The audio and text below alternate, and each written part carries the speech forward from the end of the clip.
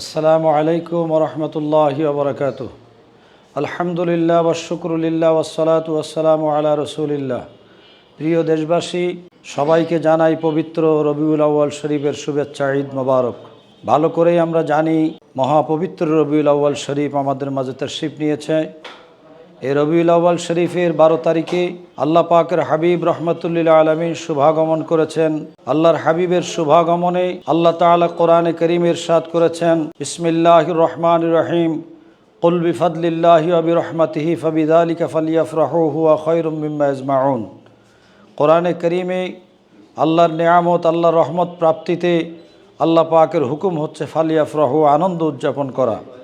সেজন্য রবিউল আউয়াল শরীফে রহমতের নবীর শুভাগমনকে উপলক্ষ করে রাজধানীর সুন্নিয়তের প্রাণকেন্দ্র জামিয়া কাদরিয়া তৈয়বিয়া আলিয়া মাদ্রাসা থেকে আওলাদ রসুল হুজুর পীর বাঙ্গাল আল্লামা সৈয়দ মোহাম্মদ সাবের শাহ মাদ্দাজিল্লুল আলীর নেতৃত্বে আগামী 9 রবিউল আউয়াল শরীফে সেপ্টেম্বরের 3 তারিখ বুধবার মহাপবিত্র জশ্নে জুলুস মাদ্রাসা থেকে বের হবে এবং রাজধানী ঢাকা প্রদক্ষিণ করে মাদ্রাসায় ফিরে এসে মাদ্রাসায় আল্লাহর হাবিবের শানে আলোচনা ঈদ মিলাদুন্নবীর মাহফিল উদযাপিত হবে।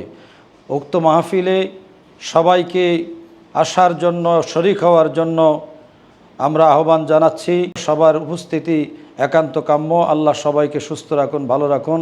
আসসালামু আলাইকুম ওয়া রাহমাতুল্লাহি ওয়া বারাকাতুহু।